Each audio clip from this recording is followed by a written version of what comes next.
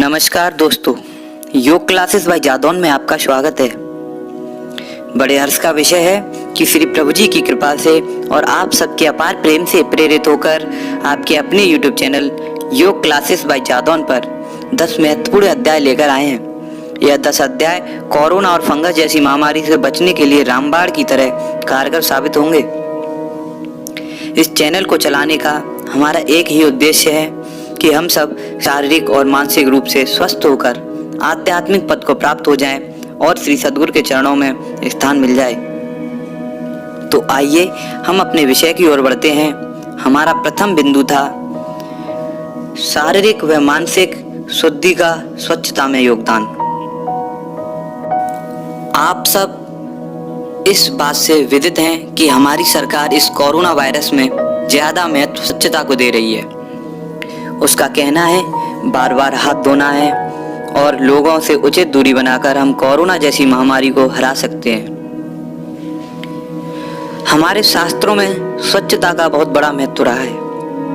एक प्राचीन कहावत भी है कि शरीर को स्नान आदि के द्वारा पवित्र किया जाता है, मन को सत्य के द्वारा पवित्र किया जाता है और योग के द्वारा आत्मा को पवित्र किया जाता है। हमारे शरीर में अधिकतम बीमारी का कारण स्वच्छता का ना होना है।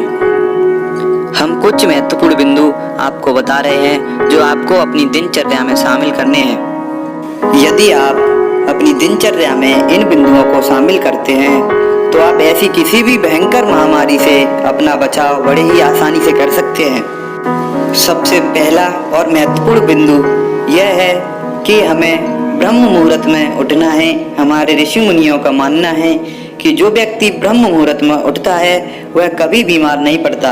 ब्रह्म मुहूर्त में सतोगुण का प्रभाव रहता है जिससे शरीर और मन शुद्ध बना रहता है और व्यक्ति जीवन पर्यंत तक स्वस्थ रहता है।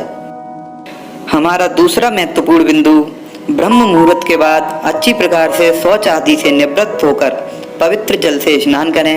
जब भी स्नान करें तो माँ गंगा जी का आवाहन करें जिससे वह जल गंगा जल के समान हो जाता है।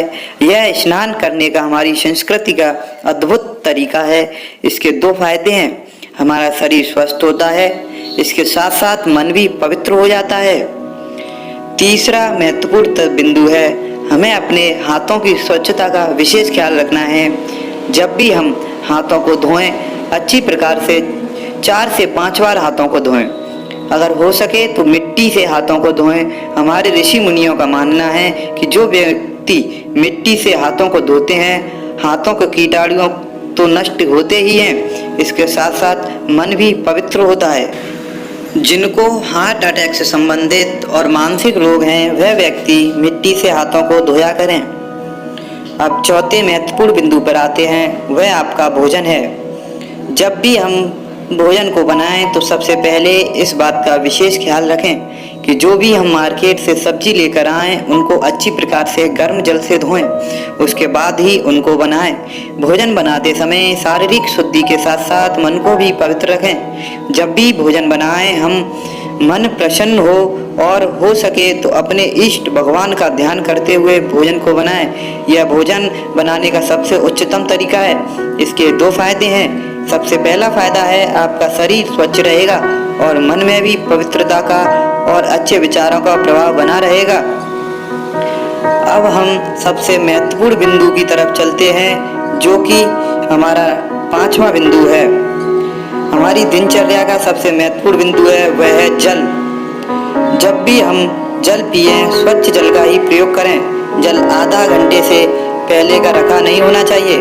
आधुनिक वैज्ञानिकों और हमारे ऋषि मुनियों का मानना है कि अधिक देर रखा हुआ जल विषाक्त हो जाता है जो कि शरीर के लिए बहुत नुकसानदायक है। अगर आपके घर में ताज़ी जल की व्यवस्था उपलब्ध ना हो तो जल को गुनगुना करके पिएं।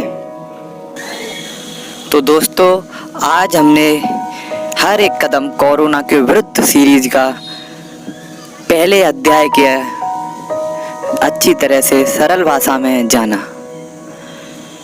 कल हम इसी सीरीज के दूसरे अध्याय की बात करेंगे जिसका नाम है आपका ऑक्सीजन लेवल कितना है, कितना होना चाहिए, कम है तो कैसे बढ़ाएं। उम्मीद करता हूँ वीडियो अच्छा लगा होगा। चैनल पर नए हो तो चैनल को सब्सक्राइब करें, जिससे कि स्वास्थ्य संबंधित जानकारी आपको समय से मिलती रहे। आपको फिर मिलेंगे एक नई वीडियो के साथ। तब तक हंसते रहिए, मुस्कुराते रहिए, योगासन करते रहिए। अपना और अपने परिवार का ख्याल रखिए।